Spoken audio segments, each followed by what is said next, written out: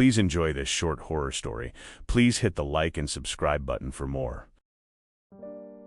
In our family, you don't whistle at night. My grandmother said the sound carries farther in the dark, and some things walk faster when they hear it.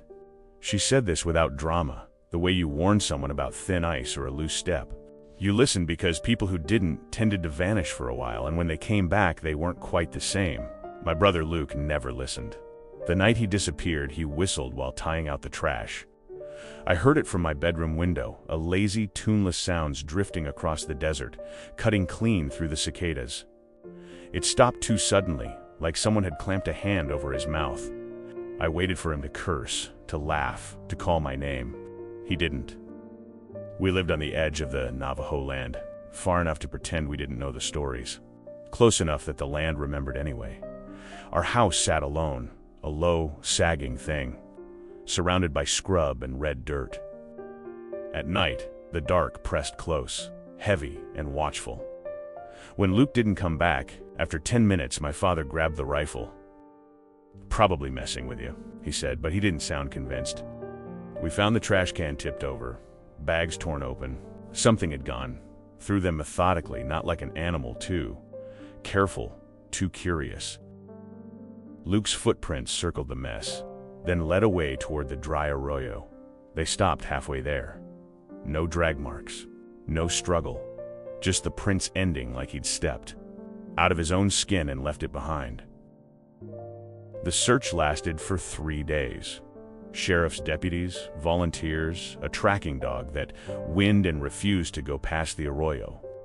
People whispered the words Skinwalker when they thought we couldn't hear, crossing themselves or touching small charms they didn't admit to owning. On the 4th night, Luke came home. He knocked. 3 slow, careful taps. My mother sobbed with relief and ran for the door. My father beat her there and opened it just enough to see. Luke stood on the porch, barefoot and filthy, smiling too wide. "Hey," he said, "you guys gonna let me in?" My father didn't move. "What's your middle name?" he asked. Luke blinked just once. "Come on, Dad," he laughed. "Don't be weird." The thing wearing my brother's face tilted its head. "Oh," it added softly, "I forgot." They let him in anyway. Hope is a dangerous thing. It makes people stupid. Luke smelled wrong, not sweat or dirt, but something sour and metallic. He ate too fast, barely chewing, eyes flicking too. Each of us in turn as if counting. He didn't blink much, he didn't sleep. That night I woke to hear him standing outside my bedroom door, breathing. Slow, deep, learning the rhythm. "Luke?" I whispered. There was a pause. Then, in my own voice, perfectly copied, "Yeah?" Things began to go missing. Small things at first. Knives, keys, my grandmother's turquoise necklace. We found them later in strange places. Buried in the yard, stuffed into the walls, arranged in careful patterns beneath Luke's bed. Animals stopped coming near the house. Then they started showing up dead. A coyote skinned cleanly and folded like clothing. A dog from down the road, left hanging in the mesquite tree. Its face, wrong, stretched, reused. Luke watched my mother cry and frowned, as if he didn't understand the purpose of tears. "I'm still me," he said, "mostly." That was when my grandmother packed her bags. "It followed him home," she said. "Or he brought it back on purpose."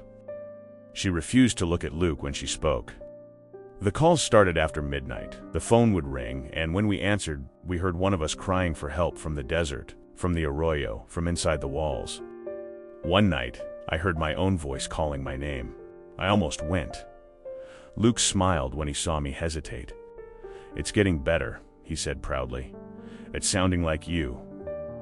We learned the rules too late. Don't invite it, don't answer when it calls, don't say its name, don't look at it when it sheds. Most of all, don't let it finish becoming you. Luke started practicing my walk, my smile. He wore my clothes. He slept in my bed.